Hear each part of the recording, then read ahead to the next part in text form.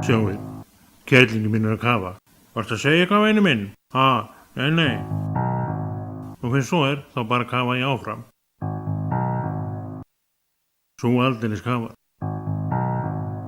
Og enn kafar hún. Ég veit bara ekki hvað þetta endar. Maður hneigir sig fyrir svona köfu. Hestarnir botna ekkert í hvað við erum að gera hérna á sjónum. Þeir held að við séum að leika okkur. Þeir sé að grasið sé eina sanna fóður og það sem vitir í. Hestar, hlýti vita þeir nú. Það held ég. Fyrir hún ekki hætta þessu. Svei mér. Kerlingi minn hlýtur að hafa sett í fisk. Halló?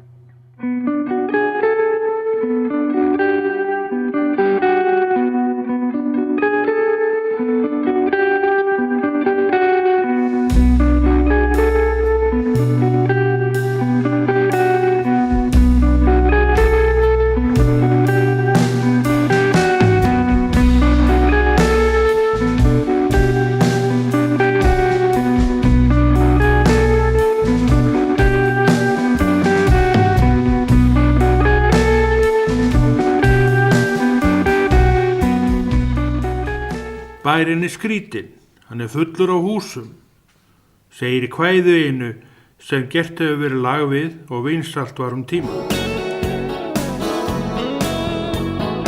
Já, í öllum þessum húsum sem hér sjást býr fólk, alls konar fólk, sorgmætt fólk, fólk sem hefur mist, fólk sem glatt, fólk sem hefur áhyggjur og sér ekki út úr eigin vandræðum.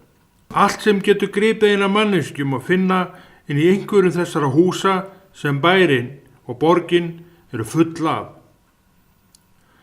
Glæsileg húsakynni segja okkur fátt líðamanneskjana inn í þeim. Velmálaði veggirnir upplýsa engan fólkið sem húkir lagfrættin í sér sjálfu sem hjartan án að stöðvast í við símhringinguna eina.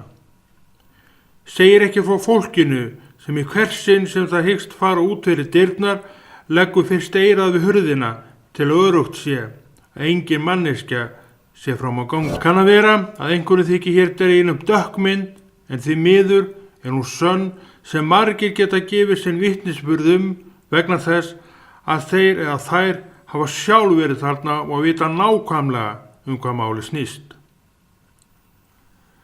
Enginn sem þekkir Jesú er undrandi þótt kristið fólk vilji gefa út efni sem bendir manninu fyrst og fremst á Jesú sem alvöru lausn fyrir manneskjuna. Jesú hefur svarið inn í allt sem maðurinn upplifir og kemur til hjálpar hverju sem ágallar þetta nafn sem er öðru nöfnum æðra og eina sem getur frelsa manni frá syndum. Það er vegna syndarinnar að allur þessi sori viðlóðandi mannlífi sem meðal annars orsaka allar þessa kröm sem býr inn að veggja húsana sem hér sjást. Jesús segir: Komið til mín, öll þér sem erfiðið og þunga eru hlaðin, og ég mun veita yður hvíld. Takið á yður mitt ok og lærið af mér, þegar ég er hógvær og hjarta lítillátur, og þá munið þið finna hvíld sálum yðar. Því að mitt ok er ljúft og byrði mín létt. Mattíus og Guðspjall, 11. kafli. Þessi orð Jesú eru meðal annars ástæða þess að menn fara út í svona verk að gefa út myndisk handa sjómönnum. Því að þeir trúa því að þetta sé máli og að Jesú sé máttugur Guð sem bæði geti og vilji bera byrðarnar fyrir mannin og gera hann frjálsan í sér.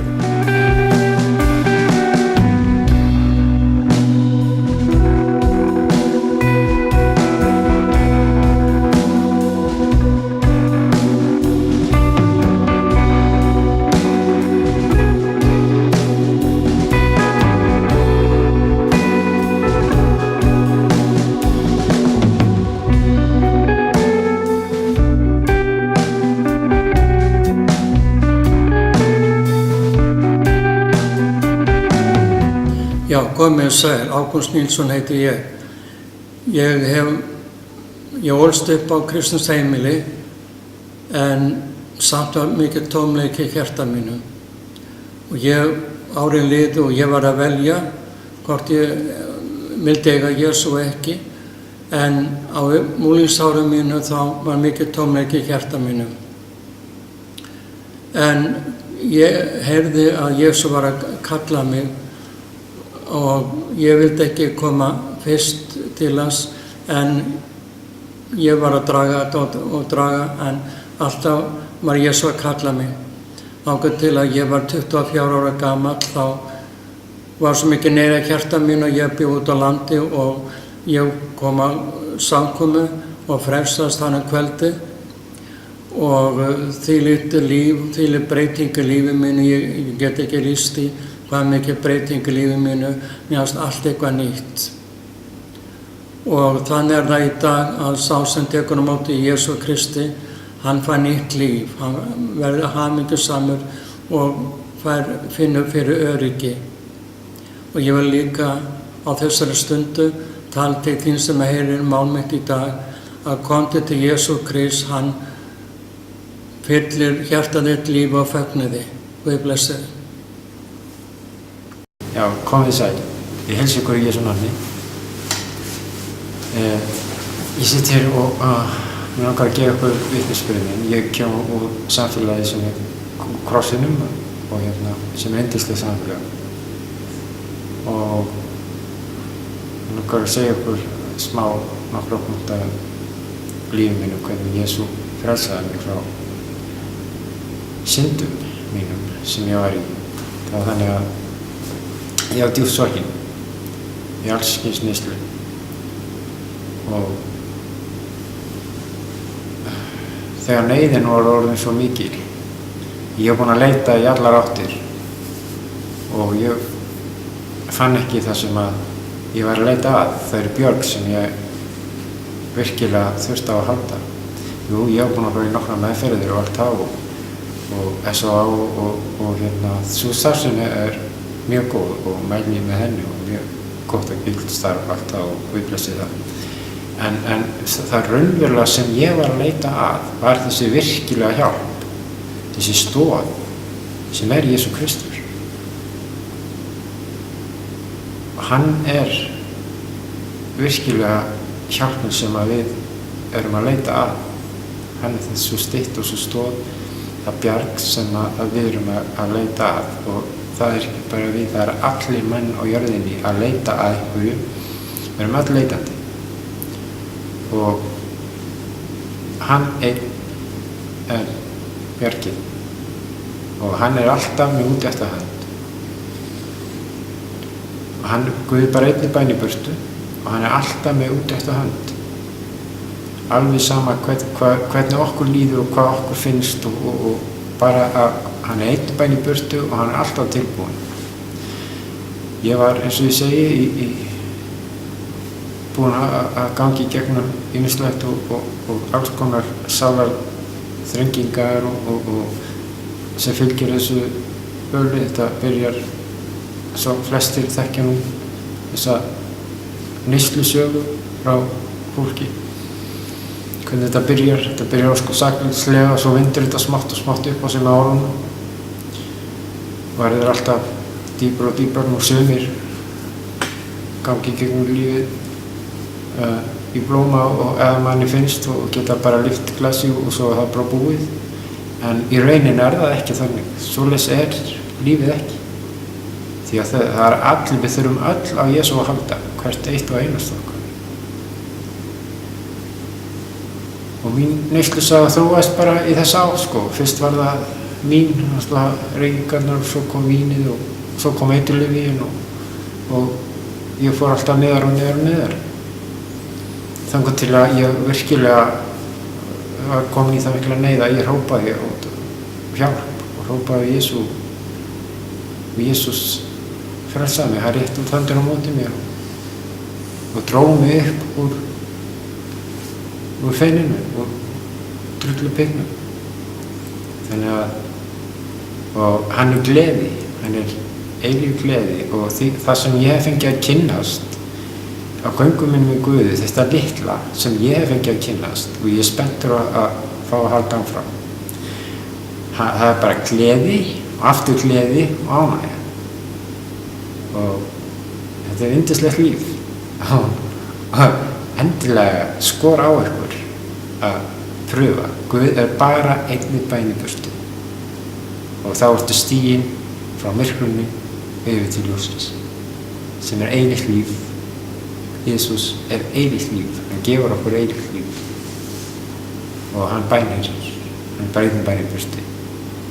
Guð blessi ykkur. Amen.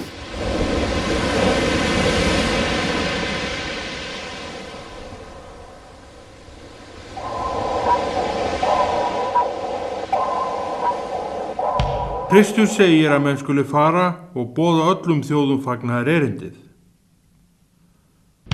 Þetta kvöð, ef svo má segja, sem fylgir mönnum og konum Krists. Kristi fólk fær löngun í sitt hjarta til að segja öðrum frá. Það vill að allir menn eignist sama og það sjálft á. Og knúið áfram af sinni bjargföstu trúir þetta fólk að það sé að gera rétt. Syndin afl sem hættir að vera manninu feimnismál eftir að Kristur hefur komist að og opinberað honum hver Jesú raunverulega frelsari mannanna. Kristi engin hlutur megn og ekkert mál fyrir honum svo stórt að hann ráði ekki við. Verkefni kirkjunnar ná til allra þátta mannlífsins. Kristur höfuð kirkjunnar. Og svona fyrir allt það góða sem ég á í lífinu þá orti ég þetta fallega lag. Og þeir sem kunna lagið mig endilega taka upp því.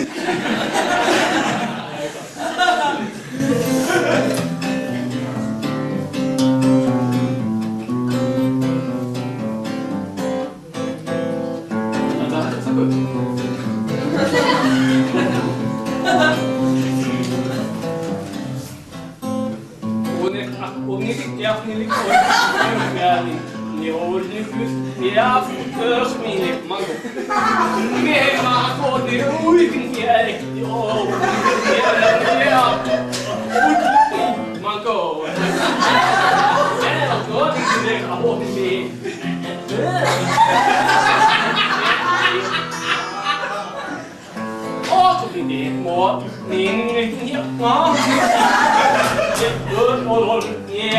er góð.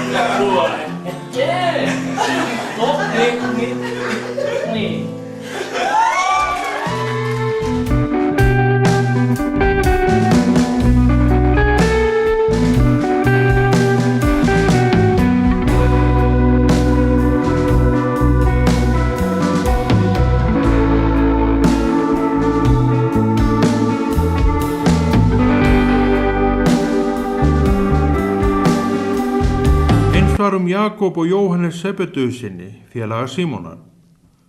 Jesús sagði þá við Símon, óttast þú ekki, héðan í frá skalt þú menn veiða. Og þeir lögðu bátunum að landi, yfirgáfu allt og fylgdu honum. Lúkasarguðspjall, 5. kapli, 10. og 11. vers. Jesú hefur frá fyrstu tíð haft dálæti á sjómönnum sem best sést á því að margir af fyrstu lærisveinunum voru sjómenn og stunduðu fiskveiðar sér til framfærslu, rétt eins og sjómenn dagsins gera. Þeir hafa sitt lifibrauð af vinnu sinni á hafinu og feta í fótspor Péturs postula og hinna sem honum voru samtíða. Sjómenn hafa öldum saman siglt á skipi sínu þvers og kruss hafið bláa og oft haft borð hjá sér trúboða sem gaggjart fóru í sína sjóferð til að segja fólki í fjarlægu landi frá fagnaðarerindinu, fyrirgefningu syndana og veginum heim. Trúboðin, fremur en aðrir menn fyrir tímaflugvélina, höfðu ekki neinn annan möguleika til boðurinnarinnar í fjarlægu löndum sem hafið á annað borð skildi að. Skipið var svarið fyrir þá.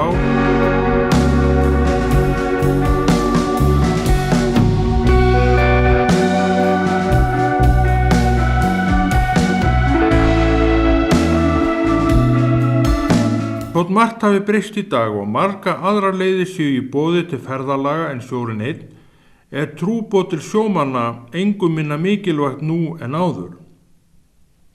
Hjartað samt við sig, maðurinn, allt fólk, þarf að komast til þekkingar á Jesú, hinum uppreistan drottni og að verða hólpnir. Hjarta mannsins hrópar á fyllingu sem hinn trúaði Krist veit að verður einungis fyllt í syni Guðs. Þótt seglin sé ekki lengur drifkraftur skipana eins og áður var og önnur tækni komin í staðinn, ennþá fólk í þessum skipum. Og allstaðar sem fólk samankomið, þar vill Kristur líka vera. Jesú elskar fólk, Jesú dó fyrir fólk og hann reis upp frá dauðum fyrir fólk og fólk fyrir trú sína fyrir sömu leið og Jesú. Að geta lagt allt sitt í hendur drottins og trúa því að allt muni fara vel, að Jesú varðveiti og verndi það sem okkar í landi og forréttindi, sem heiður og ánægja að láta menn vita að standi þeim til boða. Já, góðan daginn góðar áraundu, við erum hérna fyrir framan Hallgrímskirkju og dýrðarinnar sumardegi. Það hérna gestur með mér, alla leið frá Ameríku, þó íslensk ættuð, heitir Hulda. Sæl Hulda. Sæl, ég íslensk. Ekki. Þú ert íslensk í báðar ættir. Já. Já. Ertu búin að búa lengi í Ameríku? 30 ár. Vá, 30 ár. Hvenær fórstu þá? Ég var 14 ára. 14 ára? Eftir fermingu. Já, og ertu gift á amerísku manni? Já. Og börn og þau alast upp í Ameríku? Já, 2 eldri börnum mín eru fætt hérna og alin upp í Ameríku. Ég var að spyrja þig áðan hvort að þú ættir Biblíu og læsir daglega í Biblíunni. Þú sagði mér að það var eitthvað lítið. Nei, lítið ekkert. Ekki neitt. Á hann ekki og lesa hann ekki. Já, en svo sagður mér líka að sonurinn, þú fórst með hann hérna í þessa kirkju í gamla daga. Já, í sunnudagaskólan. Af því að þér líkaði kirkja. Já. Líkaði prestarnir líka? Já, þetta bara vinalegt og þægilegt og ekkert svona... Staðrindin nefnilega, ég bjó hérna og býja ennþá í hverfinu. Já. Og ég sótti þessa kirkju með mín börn í 10 ár. Já. Alveg frá því að voru bara nokkra mánaða og þar til að voru 5 sko. Já. Hér þekki ég mig og mjög vel. Já. En segðu mér, hvaða þýðingu hefur Biblían fyrir þig? Mjög takmarkað kannski? Já, enga. Litla sem enga? Já. En þú ert kristin, þú ert skírð og femd. Já, ég er skírð og femd. Hérna heima? Hérna, já. Það er svara 14, þannig að þú ert femd hér heima. Já. Kópavogskirkju. Já, sækið samfélagi í Ameríku? Já. Gerðum það í Íslendingafélaginu og svona. Já, gerðum það en ekki svo mikið lengur. Nei. Það var íslensku prestur, þá fór ég. Já. En núna er hann hættur og þá er stemmingi farin. Okay. Sem ég segja að Ameríkanar þeir séu svona frekar viltir í trúnni eða ofsatrúar segja. Eru ofsatrúar í öllum trúum, alveg sama hvort þú ferð í lúterska kirkju eða hvað, þetta er allt svo mikið öfgar. Þegar þú flokkar undir öfga? Já. Finnst þið taka þetta of langt? Já, maður er hálf hræddur. Og finnst mér líka ekki rétt að eiga þurfa að borga fyrir að fara í kirkju. En það er rétt. Já, minnst þú bara að fá að labba inn í... Fagnaðarerindið er ókeypis. Já. Og þú átt að hafa það frítt. Já. Ég veit að tengdamamma mín sem Ameríkani, hún borgaði 10% af öllu sem hún átti í sína kirkju. Já, þá ertu bara að tala fórn. Já, bara... Það er ekki beint aðgang, segir í dyrunum þegar þú labbar. Nei, en þegar messan er búin þá senda þér körfu. Körfu, já. Sem þú átt að setja peningi. Það er frjálst, ekki satt. Jú, en hver gerir það ekki? Upplifir þú þig svona þvingað? Já, sjálfsögðu, maðurinn stendur með körfuna. Já, kvíður. Já, svolítið erfitt að segja nei. Já, ég skil. Ok. Þannig að það er náttúrulega þvingað. Já, einmitt. Þannig að þú horfir svolítið til þess. Hefur þú hlustað og hort á kristilegar sjónvarsstöðvar í Ameríku? Fylgst með þessum sjónvarspredikurum sem stundum? Það er bara rugl líka. Það er rugl líka. Já, mér finnst það hræðilegt. Hinn til dæmis, veistu hvað það er? Guð minn góður. Já, ég veit hvað það er. Þú segir bara Guð minn góður, takk fyrir. Já. Ég ekki á það. Takk að ég kærlega fyrir þetta. Já, takk. Já. Við blessi ykkur báða. Já, takk. Takk.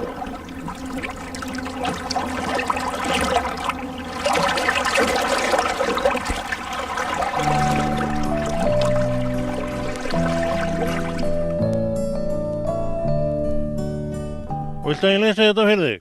Komdu á með það. Er þetta ekki allt svo langt? Ok.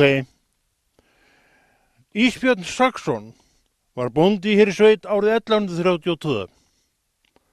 Að steinu þessum, að kletti, hafa þetta rétt, koma ríðanda fókusum Sörla, annáluðum geðingi hér í sveit. Dagurinn var júlímánuður og tímasetningin 2:30. Stíg hann þá á baki og vildi kasta aftur vatni. Bunar lenti utan í steinu þessum, kletti, og var kraftur á henni svo mikið að steinninn klofnaði í tvennt. Þannig er kletturinn klofinn, hann var allar að trúa þessu. Gauðsað upp þvílíkum hnikur að féllu bæði maður og hestur í yfirlið. Hálftíma síðan komust þeir aftur til meðvutundar og steig Ísbjörn þá á bak og hef hvorki spurst til hans fyrr en í síðar. Telja sumir að skrúa upp hafi losnað, en það var ekki fengið staðfest. Er þetta nú ekki eitthvað orðum aukið? Það sem maður er tilbúin til að láta hafa þessu út í þannig sem var að narra staðmanni.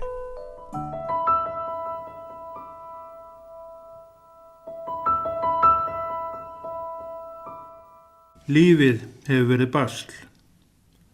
Hlutirnir hafa ekki gengið upp. Vonir marga brostnar og hálfureknir naglar hér og hvar og okkur tilherendi. Oft vegna þess að sjálf gáfust við upp á miðri leið eða eitthvað það gerði sem gerbreytti planinu og aldrei náðist að fullreka alla þessa nagla. Og þeir standa enn eins og við skildum við þá fyrir margt löngu. En við heldum áfram og gerðum okkur vonur eitt og annað og draumarnir enn til staðar að vera meðtekin í hópnum og eða nær samfélaginu. Önnur áætlun var gerð og lagt drög að henni með alla enda kyrfilega hnýta að okkar áliti. Nú skildi allt heppnast og við loksins komast þangað sem að var stefnt og verða menn í lífinu sem heppnast ætlunarverkið. Við vildum ekki lengur vera fólki sem horfur upp á ósigra, jafn sárir og þeir eru og við þekkjum mörg hver svo vel. En allt fór á sama veg. Margt óvænt kom upp. Makinn yfirgaf okkur, veikindi herju á í fjölskyldunni, börnin urðu ódæl og sum í fíkniefnum og við sjálf byrjaði að haltra. Smá saman fóruðu aftur á byrjunarreit.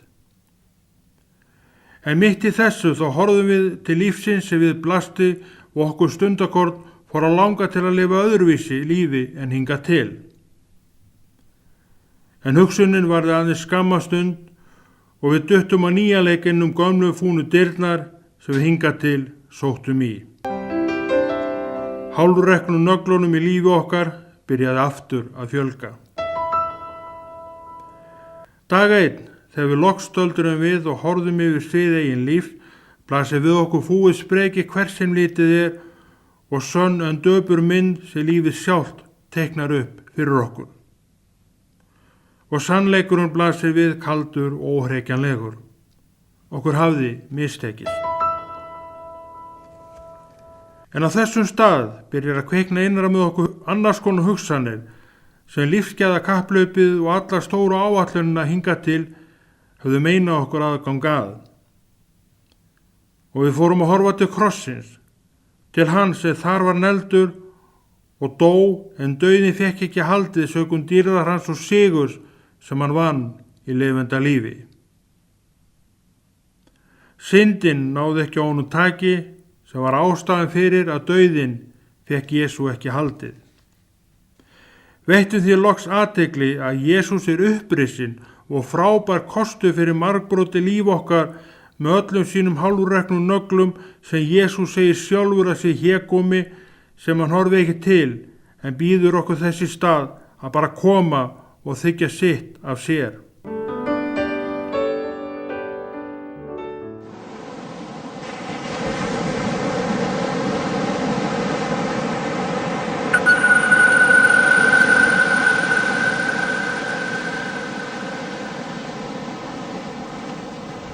Ágætu sjómenn, yndislegu bræður og systur. Þeim ég skilst að það sé nú líka eitthvað konum borð í þessum skipum í dag. Það hefur nú reyndar verið í langan tíma en það er alltaf gaman að því þegar það er koma líka því að það er heilmikið gagn að þeim. En þið eru að horfa á athyglisvert efni sem ég veit að hefur blessað ykkur mikið og þið hafið síðan náttúrulega ekki farið fram hjá ykkur að þetta er kristilegt efni sem við erum að bjóða ykkur til afnota og vonandi til mikils gagns. Sá sem hér stendur er búinn að ganga með Kristi síðan 1989 og hann var áður í Dendi eins og segjum var hann sjómaður, byrjaði á sjó 1970 og hætti til sjós 1986 alkomin í land má segja. Já, á sínum tíma glímdi hann við Bakkus eins og margir aðrir ekki hafa gert og Bakkus eins og marga aðra þá lék hann þennan grátt líka eins og margir aðrir hafa reynslu af í eigin lífi. En 79 losnaði hann undan þessari krumlu sem var við það að ganga frá honum dauðum og inn kom áfengisfíknin hún hvarf út í loftið og hefur ekki komið tilbaka síðan. Í dag er 2010 þannig að þið sjáu að þetta er nú orðin alllangur tími. Það sem að gerðist 1979 var að það kom hönd út úr myrkrinu og tók eitthvað á hjarta mínu og ég vissi á því sekúndubroti að ég myndi aldrei aftur smakka áfengi. Þetta var bara farið, þetta var búið, þetta gamla var horfið, nýtt er orðið til.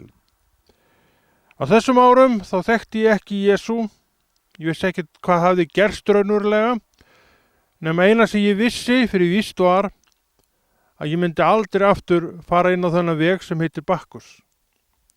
Það var ég með alveg á hreinu. Og síðan líða árin, í alls konar, ég segi nú bara í hálfgerði kröm, þó maður var ekki að drekka áfengi, þá var nú lífið ekkert neitt sérstaklega skemmtilegt. Ekki þar fyrir að maður hafi verið að hugsa eitthvað að lifa því ekki áfram. Það hefur nú aldrei komið upp sú hugsun að hætta þessu bara. 89 þá gerist annar stór atburður í mínu lífi þegar ég frelsaðist. Þetta var haustið 89 og þá mætti Guð mér og á því svona fljótlega og eftir, ef ekki á sama andartaki, þá reikaði hugum minn aftur til ársins 79, 10 árum undan og þá sá ég hönd Guðs að verki. Ég sá hann ekki þá þegar ég hætti að drekka vegna þess að ég þekkti ekki Jesús á þessum tíma og það leiddi auðvitað alveg að sjálfum sér. Það var ekki takt að þekkja hann sem maður vissi engin deila á. En þegar að þetta opinberaðist fyrir mér og ég verð þarna heilbrigður til anda, sálar og líkama, núna í trúarlegu tilliti, þá sá ég það að Drottinn hafði mætt mér á þessu augnablikki. Það var hann sem tók frá mér áfengislöngunina. Það var engin maður og það var ekkert ytra afl nema hann sem að gerði þetta. Þetta lögst upp fyrir mér á þessu andartaki þegar ég frelsaðist og það var aldrei í eitt einasta skipti frá þessum tímapunkti komið upp neitt efi að það var Guð, það var Drottinn Jesús Kristus sem kom og engin annar. En ég man eftir því að þegar ég semst hætti að drekka og ég vissi að ég myndi aldrei drekka aftur, þá leið ekki sá dagur að ég þakkaði ekki fyrir það sem gerðist. Því að þetta var þvílíkur léttir fyrir mig að losna frá þessari krumlu sem var, eins og ég var að segja, þann var að ganga um mér dauðum, að það var þvílíkt þakkar efni fyrir mig að ég gat ekki látið af að þakka fyrir þetta. En auðvitað vissi ég ekkert fyrir hverjum ég var að þakka, en ég var að hrópa eitthvað út í loftið. Í dag veit ég að það var Jesú. Og það kemur ennþá upp þessi hugsun hjá mér eftir 30 ár, rúm 30 ár, að ég þakka fyrir þetta andartak sem Drottinn togaði mig frá áfenginu. Það þarf því engin maður að vera neitt sérstaklega undrandi á því að þessi garmur sem þú ert að horfa hér á, hann skuli hafa áhuga fyrir því að þú og þið sem eruð að horfa á þetta efni fáið þekkingu á Jesú. Því að þetta hefur verið það allra besta fyrir mitt líf, og það sem er gott fyrir mitt líf, það getur líka verið gott fyrir þitt líf og ykkar líf. Ekki veit ég hver trúarafstaða þín eða hvernig svona efni tala til þín, en þó trúi ég því að þú allavega finnst þetta ekki vera leiðilegt efni, heldur svona eitthvað og margt í þessu áhugavert. Og það er tilgangurinn. Því að Jesús, hann er að kalla á þig. Hann er að segja við þig, komdu til mín, því ég hef svo margt fyrir þig, sem þú hefur hingað til ekki þekkt. Og þú skalt óhræddur eða óhrædd taka þessu tilboði, því að þú veist ekki hvað er framundan með Kristi. Margir skemmtilegi hlutir. En hvernig gerum við þetta? Já, hvernig gerum við þetta? Við frelsustum í gegnum orðið. Ég frelsaðist í gegnum orðið, las einhverja eina línu og þá var ég frelsuð manneskja. Örskot stund. Það skildi þarna á milli dauða og lífs bara sekundu brot. Og þess vegna má hvetja þig til þess, bara hreinlega, þegar þú ert búin að horfa á þennan disk, þá skaltu bara hrópa þar sem þú ert í klefanum eða hvað sem þú ert, Drottinn, ef þú ert til, þá sannaðu þitt mál. Margir hafa farið þessa leið og þeir hafa ekki orðið fyrir neinu vonbrigðum því að Drottinn hefur mætt. Og ef til vill, og líklega, er einhver staðar í skipinu til Biblía, og hana vil ég alveg sérstaklega hvetja þig til að taka nú fram og lesa hana og verða í rútu eintak, Biblíuna, alla eða Nýja testamentið, og hafa hana hjá þér í klefanum og grípi í hana svona öðru hvoru, og þú munt sjá og skynja það sjálfur að sjálf af því sem þú lest að það er eitthvað sem gerist í hjartaðinu sem að færðir til að líða vel undan þessum lestri. Þegar ég var svona farin að átta mig á því að var eitthvað í þessari Biblíu, ég uppgötaði það fyrst að ég fekk lánaða Biblíu hjá vinkonu minni sem að við vorum að starfa saman, hún átti Biblíu og leiði mér að fá hana. Og ég gleymdi mér yfir þessari bók. Ég byrjaði bara á kafla 1 í Mósebókunum, sem er kannski ekki endilega skemmtilegasta lesningin, og ég fann það bara einhverjum 2 tímum seinna, þá var ég ennþá að lesa. Ég bara gleymdi mér við þetta og þá var ég ekki frelsaður. Þarna þegar maður skoðar þetta aftur í tíman, þá sé ég það að þarna var eitthvað lifnað í mér sem gefur mér þessa leið. En ég las nú ekkert meira þá. Þetta var 1989 vorið, en ég frelsaðist haustið. Þannig að þetta líða einhver 6-8 mánuðir. En ég las ekkert meira heldur en þetta. En svona þegar maður skoðar aftur í tíman, og það getur maður einmitt farið að gera þegar að eftir að maður er frelsar og eftir að maður er búin að fatta það að Jesús er lifandi raunveruleiki. Þá líka fyrir maður að skoða aftur í tíman, þá sér maður það, jú, hérna mætti Drottinn mér, hérna mætti Drottinn mér. Ég get sagt 2 dæmi. minnst 2, þar sem að Drottinn bjargaði mér. Þá var ég borð í togara, skuttogara, það var 73 líklega, og við vorum að hífa á koppi, á spilkoppnum, vorum að hífa, það var eitthvað óklárt með bobbingalengjuna og ég var á spilkoppnum og semst að bobbingalengjan var öll komin upp í topp á hérna talíunni, hún var komin alveg upp í talíu og ég man eftir því, svo heimskulegt sem það er, að ég stóð í buktinni. Það var hluti sem að maður gerir aldrei og ég var mjög passasamur með þetta, en ég man eftir því ég stóð í buktinni og hvað gerist? Ég missi á koppnum og það húrrar allt niður og ég stend í buktinni og dansaði þarna einhver stríðstans eins og ég segi og það var eins og að veri hönd sem greiddi mig bara úr. Þannig að það húrraði allt niður og bara sekundubroti en það sá ekki á mér. Ég var ekki einu sinni hræddur. Ég vissi ekki þá hvað hefði gerst en eftir á þá sá ég að þetta var hönd Drottins. Svona gerist þegar við erum komin til Guðs og þá getum við líka farið að svona rifja upp hvað gerðist. Þarna var Drottinn, en við vissum ekkert hvað þetta var. Við sluppum jú og vorum bara fegið því auðvitað, en það var annað á bakvið það. Og þetta annað, sem vissir ekki hvað var, heitir Jesús.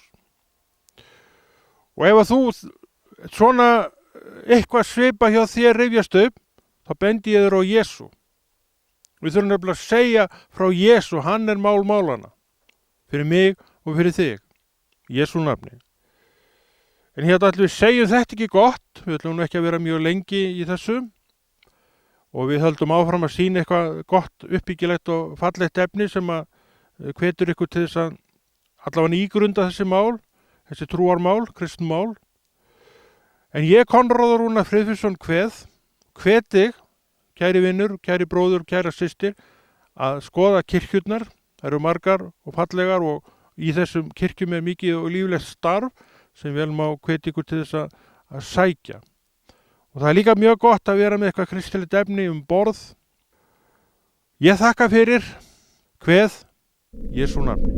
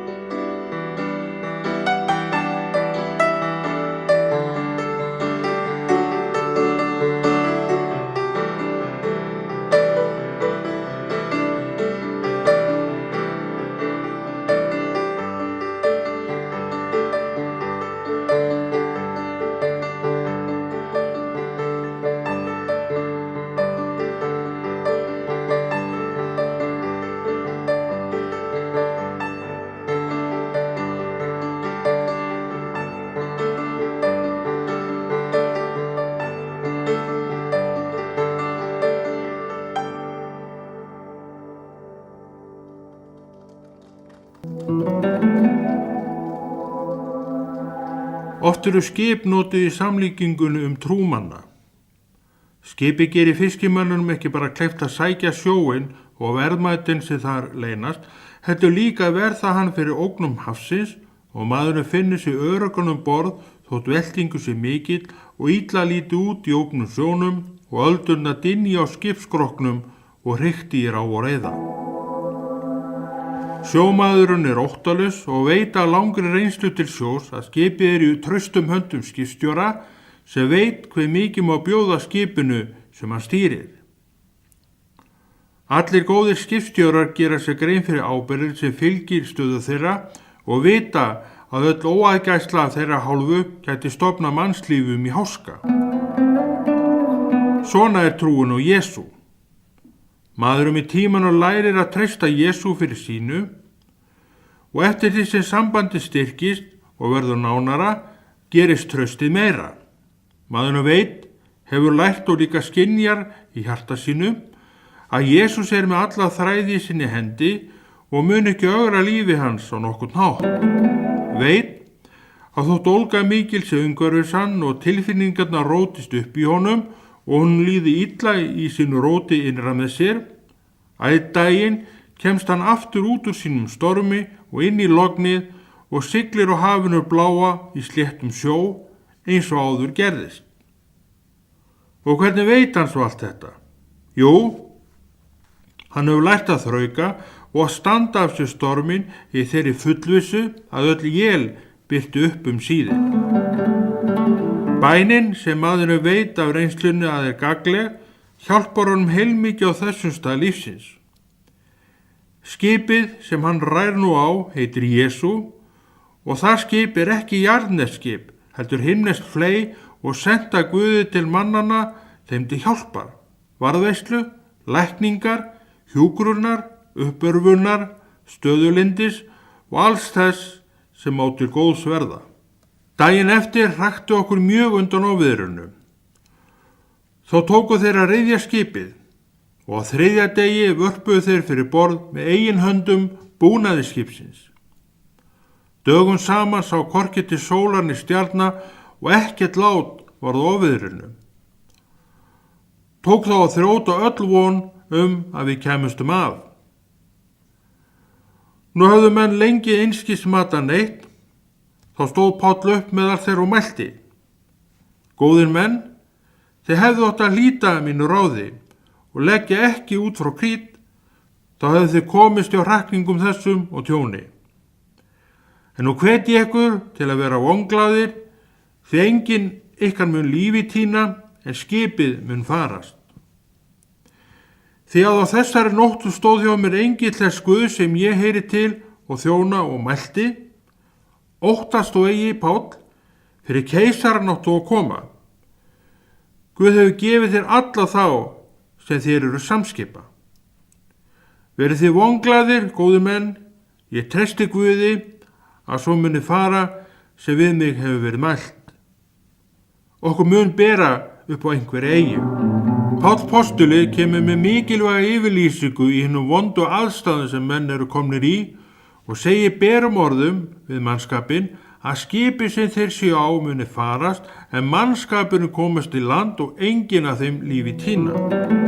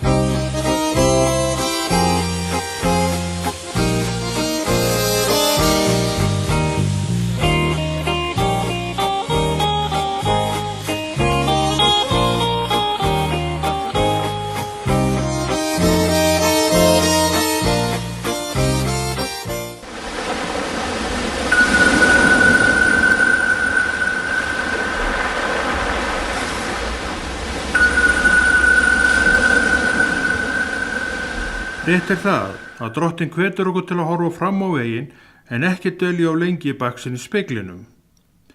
Þetta merkir þó ekki að mönnum sé óheimilt að varðveita sin eigin sögu, hvort sem atvinnusögu eða annað sem snýr að þjóðinni og sögu þjóðarinnar. Sem vitaskuld engin markleysa. Fljótlega upp á aldamótunum 1900 má segja að togarútgerð hafi hafist í landinu. Jón forseti var fyrsti togarinn sem sérstaklega var smíðaður fyrir Íslendinga. Til líkan af skipin í sjómannasafninu Víkinni í Reykjavík. En þetta safn hefur sinnt dálítið þessu verkefni undanförnum árum og Guð blessi þá. Jón forseti tilheyrði fyrstu kynslóð togara. Hann kom 23. janúar 1907. Þann 27. febrúar 1928 strandaði togarinn á rifi við Stafnes í Illviðri og tókst með harðfylgi manna á landi að bjarga 10 af 25 manna áhöfn skipsins. 9. september 2009 var settur upp minnisvarði á Stafnesi strand togarans. Nýsköpunarskipin kom í loku heimsstyrjaldarinnar og var Ingólfur Arnarsson í eigu bæjarútgerðar Reykjavíkur svo fyrsti í annarri kynslóð togara í þessu landi. Árið 1947. Vélarnar voru knúna gufu eins og eldri skipin en kol ekki notuð til að kynda katlana, heldur dísilolía. Og bara það hefur verið mikil breyting til batnaðar. Englendingar tóku að sér smíði flestra þessara skipa. Nýsköpunartogararnir voru að koma hingað til ársins 1952 og þóttu mikil skip og byltingar kennd. En tími síðutogarana endaði. Upp á 1970 kom svo þriðja kynslóð togara með skuttogarunum. Mikil breyting var þá allir vinnuaðstöðumanna borð og færðist aðgerð öllundi þiljur og vosbuðun á dekkinu, heyrði sögunni til. Fyrsti skuttogarinn sem sérsmíða var fyrir Íslendinga hét Vigri og var hann í eigu Ögurvíkur og sá á pólverjar smíði skipsins. Árið 1972. Í kjölfar Vigra kom fjöldi skuttogara frá Noregi, Spáni, Japan og við fleiri löndum. Margir telja það skandal að ekki skuli vera til í landinu neitt gamall síðutogari sem hægt var að sýna í sin upprunalegu mynd. Þetta staðreynd þótt tíma hafið mátt telja þessi skip í tugum. Þó verður að segjast eins og að áhuginn hefur vaknað má víða sjá vegleg söfn sem vilja sinna þessu þarfa verki. Byggðasafnið að Görðum og Akranesi eitt þeirra og hefur það risið myndaleg aðstaða. Þar gefur að líta Kútur Sigurfara í upprunalegri gerð. Við erum búin að nefna Víkina, safnir á Bolungavík sem tekur svolítið fyrir árabátaútgerðina og aðbúna manna í verbúðunum. Sjóminnasöfn eru hist og her landið sem segir okkur áhuginn og útgerðar og skipasögu Íslands vaknaður og viljinn til að varðvita söguna eins og skynsamlegt sem af hinu góða. Stóri skandallinn að allir síðutogararnir á Íslandi skyldu hafa endað í bræðsluofninum og ekki einn af þeim varðveist í landinu til minningar og sýningar í upprunalegu mynd komandi kynslóðum.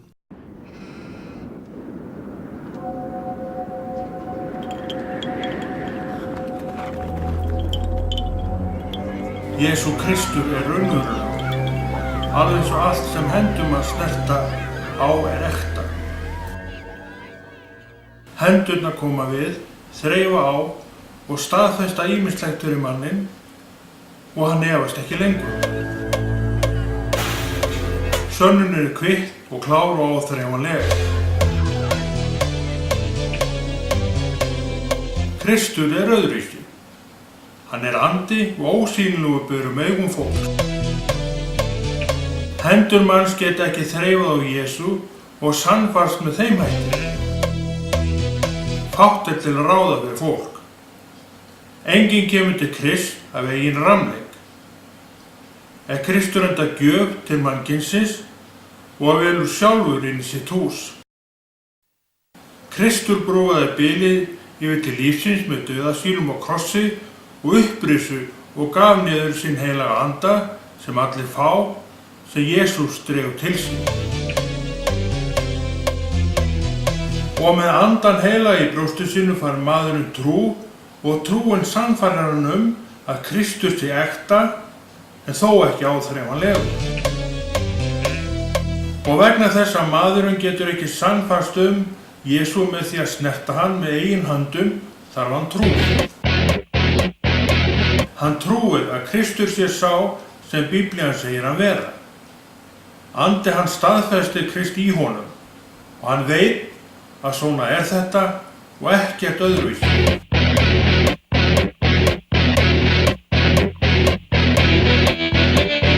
Trúin nauðsynleg til að ganga verði vananleg og maðurinn hafi nauðsynlegt úttak. Trú ekki átak sem varir stutta stund. Til að lýsa hvað trú betra að nota samlíkinguna langhlauparann. Maður sem hyggur á langhlaup veit fyrst og fremst að framundan á sér segjum 40 km vegalengd sem hann þarf að fara. Og einnig að til að möguleiki sé á þessu þarf hann að undirbúa sig vel og vera í góðri þjálfun.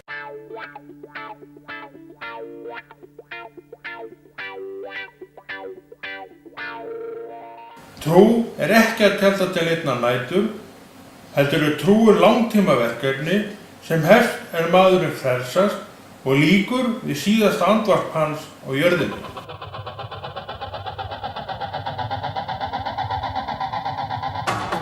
Tvo staði að velja. Og vegna þess að Jesús bara á öðrum staðnum, viljum við fá að hvetja þig hlustandi og áhorfandi góður til að velja Jesú og bíða ekki lengur með þitt val.